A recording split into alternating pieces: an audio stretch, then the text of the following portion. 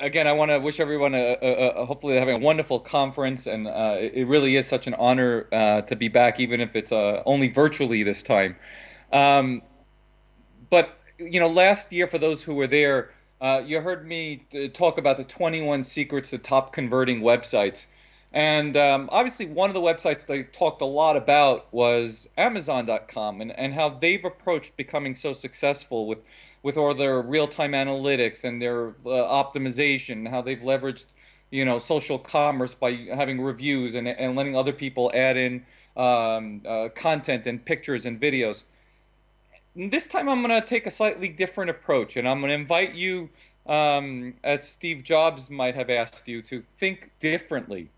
And really is something of a testament to look at Apple. When I first got my Apple a little over almost 6 years ago now, it was still very small amount of people who had any Apple products.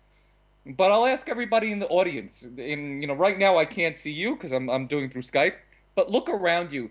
How many of you today have at least one Apple product? Just raise your hands. Whether it's an iPod, an iPhone, an iPad, or a laptop or something like that. There are a lot of them. Okay. Now, better question. How many of you own two or more Apple products? There are fewer. Okay. It's interesting, especially here in the United States, and even in some of the other Scandinavian countries I've been in the last few months. Uh, Almost every hand goes up, and I think that's what's really so incredible. How Apple went from when Steve Jobs took it over, they had 90 days of operational cash, so they had 90 days to live, to becoming either one or number two most valuable company in the world. And so this is a study of what Steve Jobs and Apple has done um, over this last decade, essentially, to become so successful. For those of you who don't remember me, you can find me at bryaneisenberg.com. I'm still there blogging. I'm teaching at Market Motive. I'm teaching conversion and marketing optimization there. I'm the faculty chair. I'm still writing for ClickZ. I'm not working on any books at the moment. And I'm also the founder and chairman emeritus of the Web Analytics Association. So to dive right into this presentation, and Andre, we'll try to see if the video you can hear it from here. If not, you'll play it from there. Okay, just a second, just a second. But we'll try it here. But understand a little bit about what Apple was going through. I want to share with you a commercial that helped them redefine and start communicating back to their customers. And this was the first commercial that Apple released as soon as Steve Jobs came back, when he had been asked to leave Apple. He went to found his new company called Next, and then he went to go at Pixar, the movie studio, the animation studio. And then he came back, and he wanted to make sure that Apple was on the right track, and he released this commercial.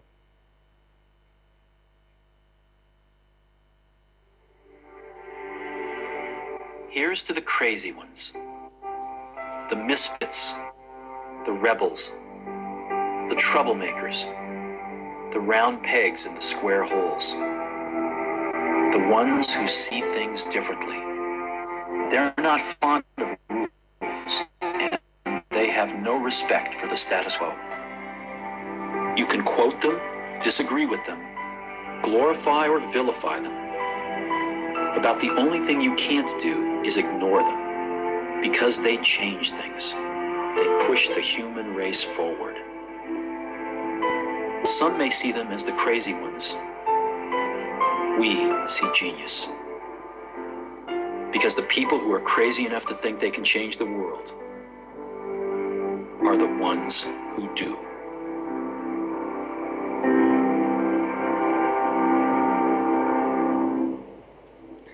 Were you able to hear that okay? Yes, it was very good. Okay, perfect. Gotta love technology. For those of you who don't know, this commercial actually never aired, this version of it. It was originally recorded with Steve Jobs' voice. But as if you read his biography, his recent biography, you'll know that they didn't want to release it with his voice because they were concerned that people might think that eventually he was talking about himself. Instead, they released it with the voice of Richard Dreyfuss, the famous actor. But I think if you go back and you actually listen to it very carefully, you might realize Steve Jobs may have been a little bit crazy, but he surely was a genius without a doubt. And he definitely taught us to think different and to think differently. And I think that's what we need to approach today. And what the first lesson I want to share with you that connected with me for Steve Jobs and what made him become so successful is that he recognized that what Apple had done as he left is they started focusing on being the personal computer for everybody again. A plain generic computer, a black, beige box or gray box that no one really cared about. And he said, in order for us to become successful, we need to reconnect with those people who are passionate about us, who already appreciate what our brand is all about, and communicate with them. So I'm going to urge you to come back to understanding and remembering why you got into the business you're in to begin with. And then to realize why you attracted those customers and to never lose focus of who your customers are. Because the day you lose focus of who your customers are is the second you start losing market share. As soon as they started appealing purely to their persona, their customers, they started gathering market share among those innovators, those leaders, the creative types, the designers and the educators. That has always been Apple's core market. And they came back there and they focused exclusively on that area. And eventually, as their popularity grew among their area and people started seeing, how incredible their products were, it eventually caught on to the mass market. And that is why it's so critical to make sure that you're making your core customers include the price of chasing everybody else. And this is what most companies do. They believe that their company is made up of one particular demographic, let's say. And this is the old way of thinking about marketing, right? We appeal to women age 18 to 29. Well, that's not enough the way to think about marketing today. Maybe they think about it through geographic segmentation, right? People are, in north of Romania, or people from, the main city. No, it's not an effective way to look at marketing anymore today. It is a very left brain, methodical approach to looking at marketing. Where marketing has evolved, in order to really connect with customers, especially in today's age of social media, you need to move to the right side brain of marketing, which looks at psychographic segmentation. What are their lifestyles? What are their personalities about? How do they view themselves, their self-image? What are the psychological components that make them want to buy? And then to take a look at those factors and understand how the features that you put into your product or service impact them from a benefit point of view. Why would they want to buy from you? And when you start focusing on those things, you can start fine-tuning that message. It becomes crystal clear for them, and they get to be able to share it with us over time. And it's interesting. If you actually go ahead and you start looking at some of the rankings of the top brands, and this is just a list of some of the top brands, and you'll recognize a lot of them: Google and Apple and Microsoft and IBM and Walmart, General Electric, AT&T, Coca-Cola, Intel, Home Depot, Nike, Walt Disney, American Express, great companies, ExxonMobil. The value of their brands stand up. But now I talked about the psychographic component, and I want you to think about brands and psychographics to understand how they impact your core audience. If you've ever read any of my books, I talk a lot about basic psychological profiling that starts from the time of Jung and Aristotle, Myers-Briggs and Keirsey. But basically what I'm talking about, there is a right side of the brain and a left side of the brain, the logical side of the brain or the more emotional side of the brain. And then there's a pace at which we like to deliberate and make decisions, whether it's slow or whether it's much quicker and faster. And I call these competitive, spontaneous, methodical, and humanistic. Now, each brand out there looks to appeal to one core audience. So I'm going to ask everybody in the audience, and Andre, you'll have to kind of guess, and then tell me what people are voting for the most, to Okay. think about these four brands: Google, Amazon, Apple, and Zappos. So the A to Z of brands, so to speak. And I want you to look at this chart and tell me, okay, which one of those four brands appeals to the competitive personality type the most?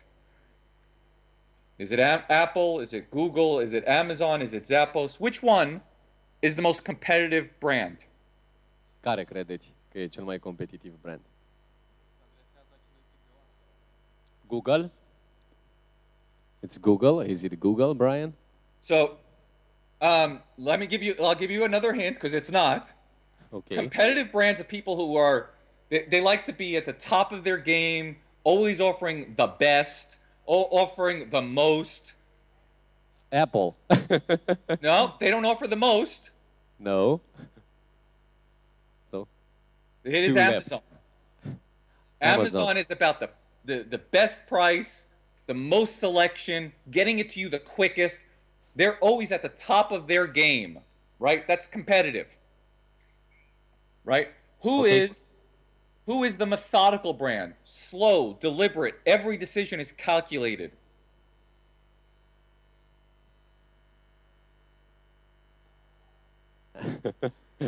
Apple. No, No. that's actually Google, It's Google.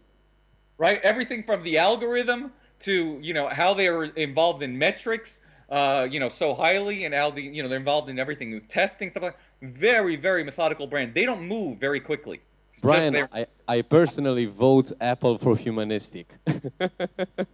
well, you know what? You're not doing so well today. Oh. The humanistic brand is the brand that cares all about people and how they feel. And if you know anything about Steve Jobs, and if you read his biography, Steve Jobs had about zero empathy for people. He was a genius. He understood how people thought and felt, but he couldn't actually feel it himself. The person who cares about making people happy, and the brand that cares so much about making people happy, is which one? I know you probably don't have a lot of dealings with them there, but it's Zappos.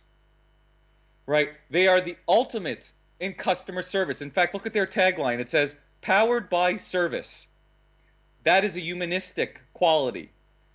The spontaneous brand, the innovators, the leaders, the crazy ones, the ones who react very emotionally and quickly without thinking, that is Apple.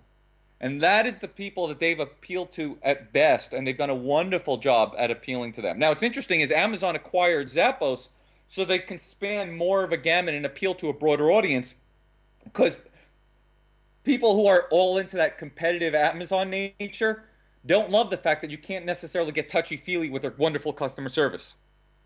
And that Zappos is the other side of the spectrum. And so they actually had a much bigger woman client base, and that's why they appealed so much that Amazon actually acquired them for almost $1 billion. Okay? So you just have to choose. Choose who you're going to appeal to.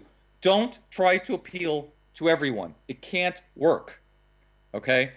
And I think Steve Jobs said it best. It says, technology alone is not enough. It's technology married with the liberal arts, married with humanities, that yields the results that make our hearts sing. And so that's what we need people to do. What Steve Jobs did before he introduced the commercial I just played for you, Think Different, he spoke to his core audience of Apple employees and investors in 1997. And he shared with them what he thought the importance of delivering value to their customers are, and what is value. And I think we hear it so much as marketers that I think oftentimes we actually forget what value actually means. And I've almost never heard it better said than in Steve Jobs' words himself. To me, marketing is about values. This is a very complicated world. It's a very noisy world. And we're not going to get a chance to get people to remember much about us. No company is. And so we have to be really clear on what we want them to know about us. To do that is not to talk about speeds and V's. It's not to talk about nits and megahertz. It's not to talk about why we're better than Windows. The dairy industry tried for 20 years to convince you that milk was good for you. It's a lie, but they tried anyway. And the sales were going like this. And then they tried Got Milk, and the sales are going like this. Got Milk doesn't even talk about the product. Matter of fact, it focuses on the ads for the product. But the best example of all, and one of the greatest jobs of marketing that the universe has ever seen is Nike. Remember, Nike sells a commodity. They sell shoes. And yet, when you think of Nike, you feel something different than a shoe company. And their ads, as you know, they don't ever talk about the product. They don't ever tell you about their air soles and why they're better than Reebok's air soles. What does Nike do in their advertising? They honor great athletes and they honor great athletics. That's who they are. That's what they are about. And the question we asked was, our customers want to know who is Apple and what is it that we stand for? Where do we fit in this world? And what we're about isn't making boxes for people to get their jobs done, although we do that well. We do that better than almost anybody in some cases. But Apple's about something more than that. Apple, at the core, its core value is that we believe that people with passion can change the world for the better. That's what we believe. And we've had the opportunity to work with people like that. We've had an opportunity to work with people like you, with software developers, with customers who have done it in some big and some small ways. And we believe that in this world, people can change it for the better. And that those people that are crazy enough to think they can change the world are the ones that actually do.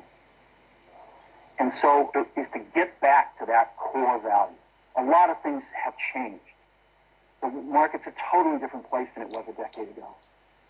And Apple's totally different, and Apple's place in it is totally different. And believe me, the products and the distribution strategies and the manufacturing are totally different, and we understand that.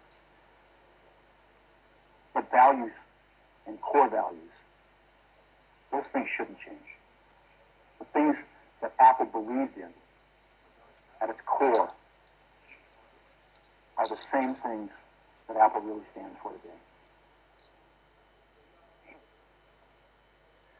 So, I mean, I think you heard him say it, right? They believe that people who are crazy enough to change the world should be able to do it. That was their mission statement. And that's what they focused on in every product they ever created. And you think about it, right?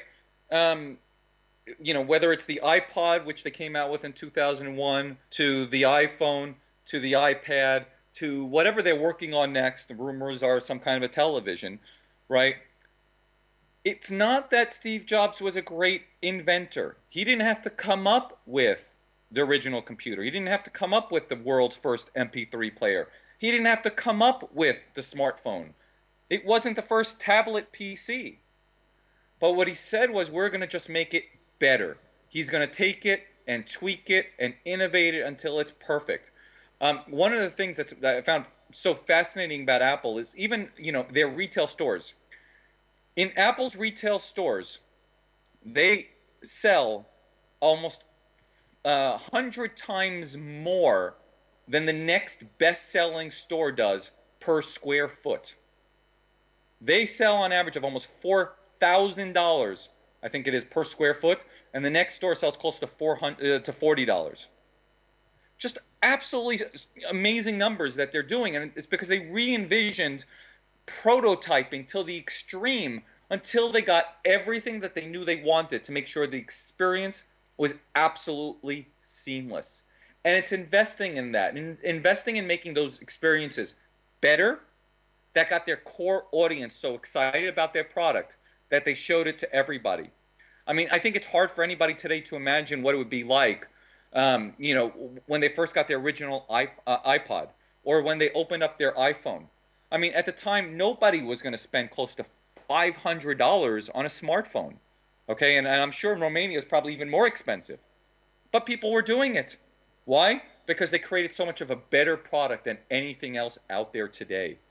And I encourage you to focus on how you can make everything you do, every bit of your marketing, every bit of your website, every bit of your retail business, every bit of your products and service better, and make sure it appeals to your core audience so that you can get the kind of market share that Apple has received. One of the other things that Apple has done in making sure that the experience is that much better is they focused on every single detail of their products. There's a story about the night before the original iPod got released that they kept everybody in the factory going crazy changing the plugs that go into the headsets. Why? Because there wasn't enough snap when it pushed in. But they want to make sure it had that real solid feeling. And I think it's amazing. And it's not only that, what they've also did, which is also so brilliant in their marketing efforts, is they reinforced how they cared about the details. They reinforced their core values. And I'd like to share with you just one of my favorite details that they ever came out with for an Apple product. And I think they've done a wonderful job at expressing it in this commercial. Hello, I'm a Mac. And I'm a PC. I'm afraid to ask. Well, I was sitting on my desk. Yeah, someone walked by, carelessly tripped over, yanked me straight down to the ground. Bam! Yikes. MacBooks come with this power cord that connects magnetically, so when it gets pulled, it just pops right off. Everything's just kind of thawed out, you know, like the tiny built-in eyesight camera. My life is flashing before my eyes. I see a sunset in a field of beautiful wheat. Isn't that your screensaver? Yeah. Nice. Right. If you've never had that happen to you before, I'll tell you, with 3 little kids running around my house, this little magnetic cord has saved my computer many, many, many, many times.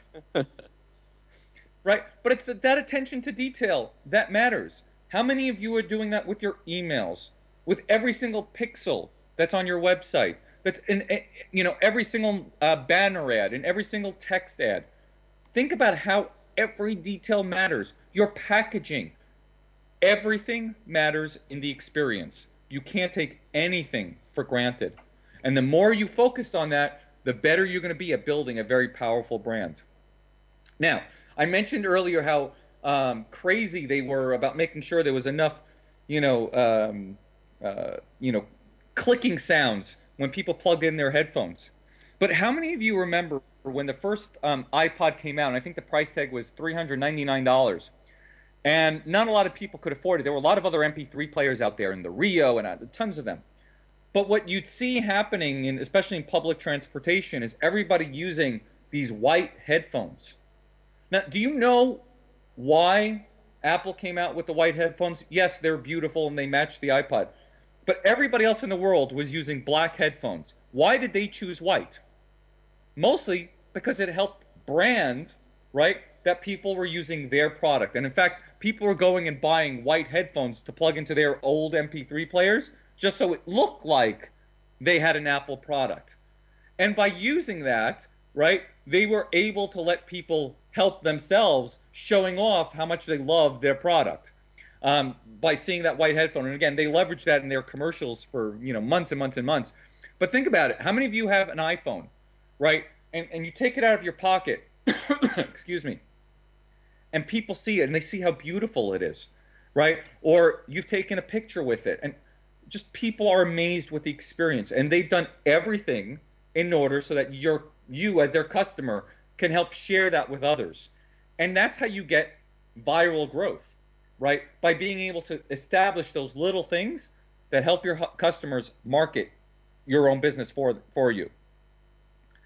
Now, the other thing that Apple did great, okay, and which is something that I think Steve Jobs really understood, is that as soon as he got there, he cut out a bunch of the different products. The Newton, because he didn't really think people would want to use a stylus, the little pens to write on a tablet. He cut out a bunch of different products they were working on. He said the cure for Apple is not cost cutting. The cure for Apple is to innovate its way out of its current predicament.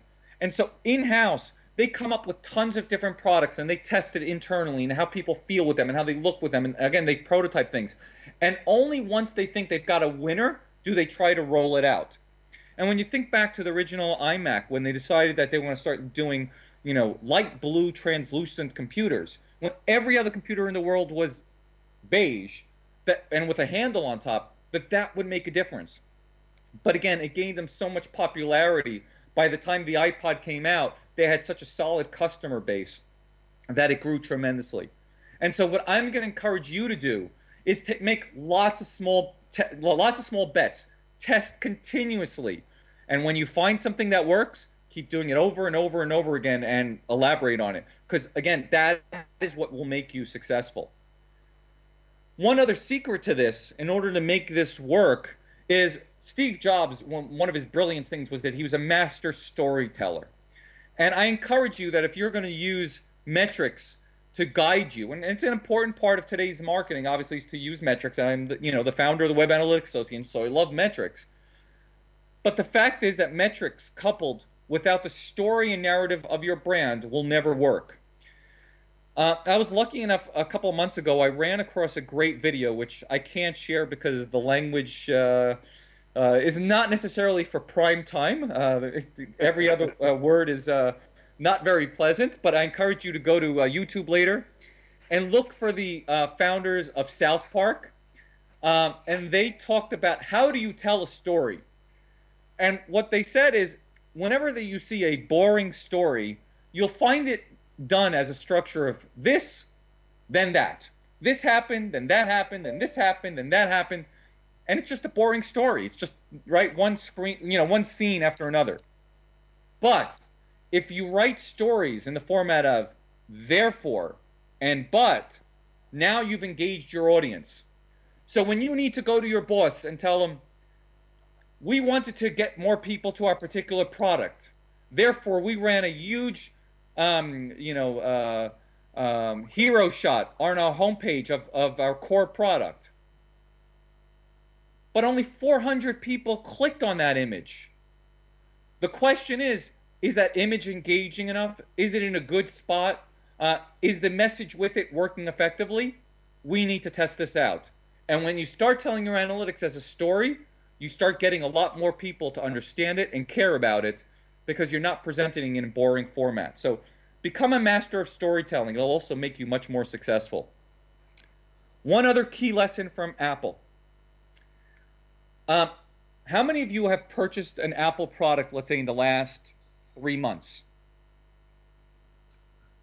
Câți ați cumpărat un produs Apple în ultimele 3 luni?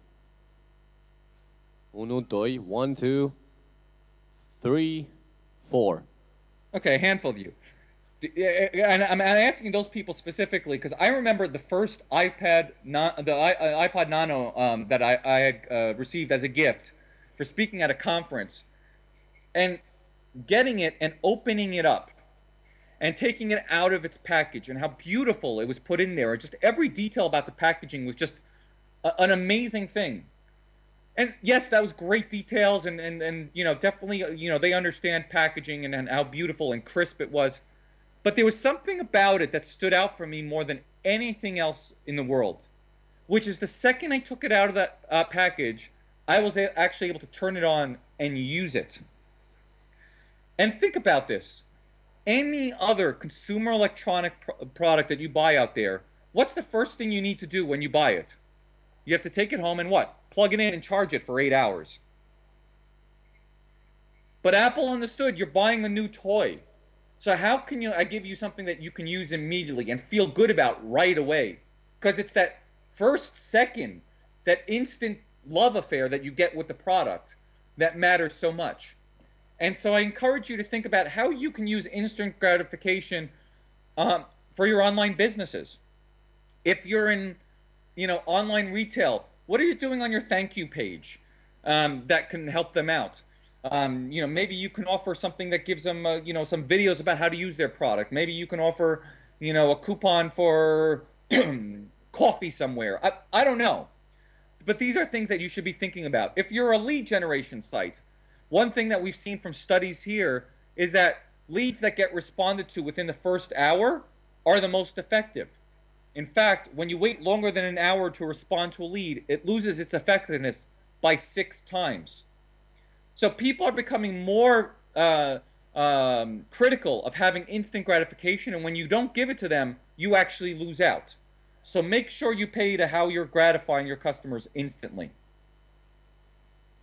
Now, I want to leave you with something that Steve Jobs has done brilliantly over his whole career. If you watch a lot of his product presentations, and each one was a great show, oftentimes at the end of it, he would tell you, I have just one more thing for you, one more thing that I'd like to share with you. So today, I want to leave you with just one more thing from Steve Jobs, which is Steve Jobs' 10 Commandments. It's a great infographic. You can find it yourself online. But let me share with you some of his most important lessons. He said, number 1, go for perfect. Like I told you earlier, worry about the details. And here it talks about, you know, the Apple staff staying up replacing the headphone jacks because they didn't click enough. 2, tap the experts. They went ahead and made sure to get, you know, the best people in the world to make sure their experience was perfect, to architect things. Don't settle for less than an expert in a particular subject if you can afford it, because it really will make an impact to how all the details get rolled out. Number 3, be ruthless. Test, test, test, and when something doesn't look like it's a winner, kill it fast and go to the next thing. Don't fall in love with your ideas until they actually start proving themselves, because if not, you can't succeed over the long term. It's about working fast today. The faster and more agile you are, the more successful you have. Number 4, shun focus groups. Don't use focus groups. Now, I believe you can use a little bit of focus groups. Apple, you know, Steve Jobs was a little bit of a narcissistic person. Like I told you, he didn't really empathize with a lot of people. But he did have one point. Oftentimes, people can't articulate what they want until you show it to them. So you need to become the expert in what they might want to see, and then let them test different prototypes, different wireframes to see what might work best for them. 5, never stop studying. The second your organization starts settling and stops learning, you've now become a failure. You're destined to fail as a brand. So you constantly need to figure out how to evolve and look for others to imitate and learn how to make them better. Number 6, simplify. Everything that Steve Jobs did in terms of his design philosophy, his product line, was everything about simplifying what they were doing. And I'll tell you the same thing. Want to know the number 1 secret to improving your conversion rates? Cut out about 20%, 30% of your page. You have too much going on there, and it's confusing people. So simplify things. You'll make a much better experience. Number 7, keep your secrets. When you're trying to roll something out, keep it in-house. You don't need everybody talking about it. Number 8, keep your team small. One of the most interesting things I learned about Apple by reading Steve Jobs' biography is that Apple had one profit and loss center. And what they did is everybody worked together across the brand, because there is only one brand, across departments, across channels. It didn't matter. But he kept them small and integrated so that you'd have that very different perspective, but everybody working to one goal, giving the customer the best experience. And that's what's so critical. And so if you keep your team small, they could be a lot more nimble and get more things done. Big teams, lots of politics, so avoid them. Number 9, use more carrot than stick. Figure out how to encourage people to get more out of them than by punishing them. Find ways to reward them. And then number 10, like I told you earlier, prototype to the extreme. Before Apple released their store, and you know, Apple.com today is the number 2 most visited website in the UK. And their stores are some of the most popular stores in the world. They rented a headquarters, a warehouse, and built out all kinds of different stores. And then almost the night before they were getting ready to start building, he canceled everything to come up with a whole new idea. And that's the value of prototyping. And just yesterday, there was an article on the Harvard Business Review by Ron Johnson, who helped lead up their effort, that I encourage everybody to read if you're planning or have a retail store. So if we have a couple more minutes, I am happy to answer a couple of questions, and I hope you've learned a couple of things about how you can build a tremendous amount of value into your own brands. So thank you very much. Thank you, Bryan. Întrebări? Dacă aveți întrebări și vreți să-i le adresăm lui Bryan, bine, dacă nu, o să închidem. Okay, thank you, Bryan. There are no questions. Thank you. You're very welcome. And thank you for your effort.